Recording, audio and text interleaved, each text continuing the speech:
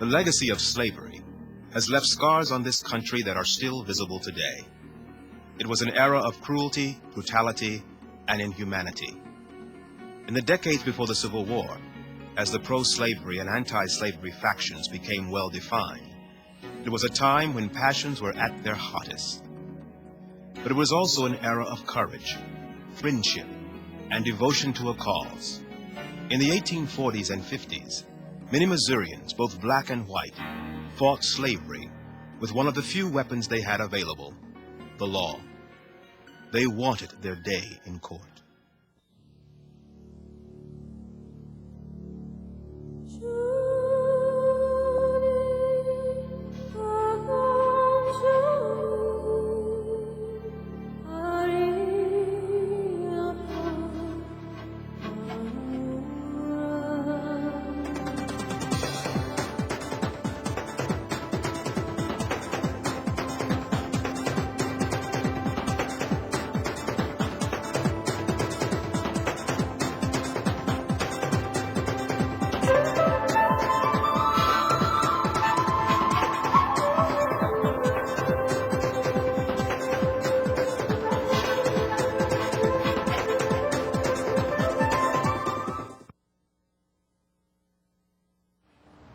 This is the Old Courthouse in downtown St. Louis.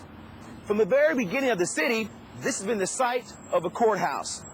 This particular building was built in 1839. It's ironic that a magnificently beautiful building such as this, the repository of our laws, a place where justice was supposed to be administered, was also the site of a great evil. Men, women, and even children were sold right here on these steps as slaves. It's also reputed that this was the site of the inhumane and violent whipping post.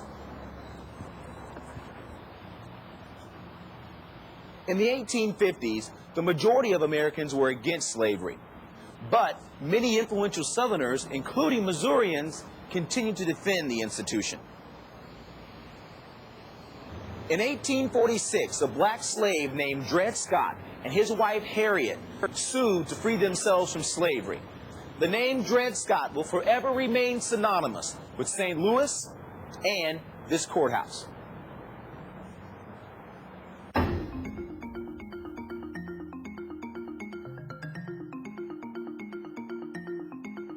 Yeah, I've heard of Dred Scott. I think he was found guilty, but I'm not sure. Eventually, he won. They overruled it, and he lost. Dred Scott was an escaped slave. He had a big trial up here. Well, he had a great big case, but I don't remember what the case was about. Now you're asking too much. It's a long time since I've been in school.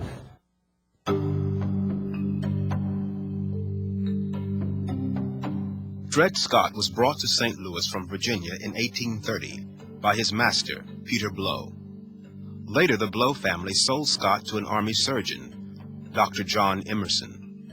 Dred accompanied his new owner to Army posts in Illinois and Minnesota, where he met and married his wife, Harriet. In 1843, Emerson died, leaving the Scotts to his widow. In April 1846, Dred and Harriet Scott filed suit against Irene Emerson for their freedom on grounds of previous residence in a free territory.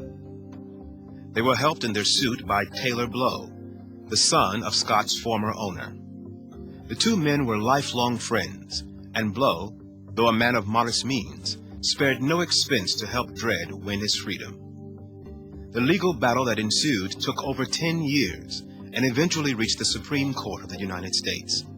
With the eyes of the nation upon him, 80-year-old Supreme Court Justice Roger Taney announced the decision. By a vote of 7-2, the court decided that Dred and his wife were still slaves, that no Negro could be a United States citizen, and that Congress had no power to exclude slavery from federal territories, effectively overruling the Missouri Compromise and its division of free and slave states.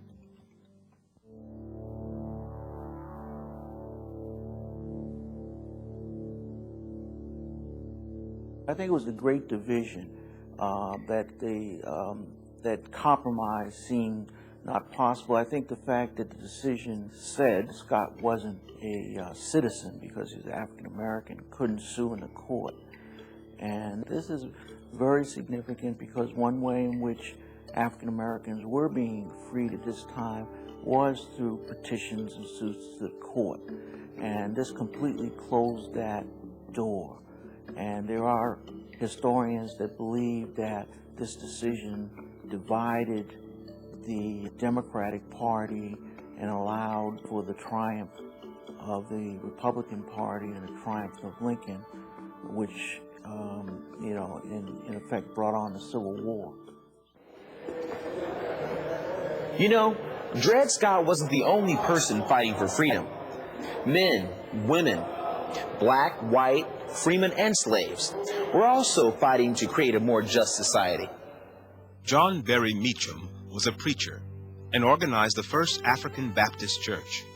He was a real leader of the black community, working constantly to improve its economic and educational opportunities.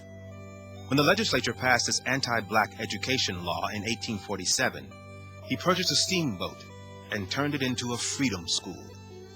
Operating in the middle of the Mississippi River, he contended that his school was under federal rather than state jurisdiction. Meacham was also active in purchasing slaves, freeing them, and helping them find jobs to repay him so he could help buy freedom for another.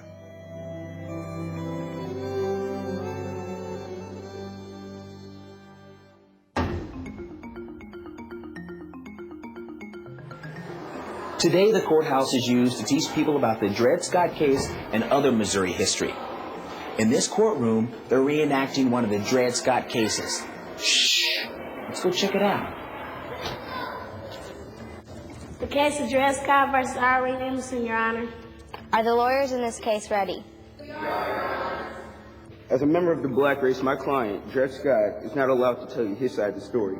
I have to tell it to you for him. Dred Scott has been a slave all his life. His master, Dr. John Emerson, took him to Fort Armstrong in the state of Illinois and kept him as a slave. As all you know, the laws of Illinois do not allow slavery. It is true that slavery is not allowed in Illinois or the Wisconsin Territory, but Dr. Emerson was ordered to go there by the Army. Dred Scott was his property, and he wanted to take him along. The laws of the United States Army, not those of Illinois or the Wisconsin Territory, should be followed in this case. Members of the jury, we say Dred Scott became a free man when taken to Illinois and the Wisconsin Territory.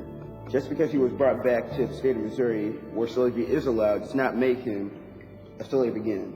Why should we let the laws of other places change things here in Missouri? I'm sure that when you think of these things, you will decide that Dred Scott is a slave. Thank you. Dred Scott should be a free man. Not only Dred himself, but his wife Harriet and his young daughters Louisa and Eliza depend on your decision. Has the jury reached a verdict? Yes, Your Honor. We, the jury, find the defendant, Mrs. Irene Emerson, guilty of unlawfully holding the plaintiff, Dred Scott, a slave. Though Scott lost his case and was still technically a slave, he enjoyed a considerable amount of notoriety. His owner, probably weary after all the court battles, sold Harriet and Dred back to their lifelong friend, Taylor Blow. Taylor immediately came to this courthouse and set them free. Unfortunately, Dred Scott wasn't able to enjoy his freedom for long, for he died a year later. From all reports, Dred was a simple man. All he wanted was a good life for himself and his family. But he was also a hero. Even though he lost his attempt to sue for his freedom in the courts, the outrage that the majority of Americans felt at the Supreme Court's decision eventually led to the Civil War and freedom for all the slaves. Dred Scott and the Old Courthouse, a part of our Missouri heritage.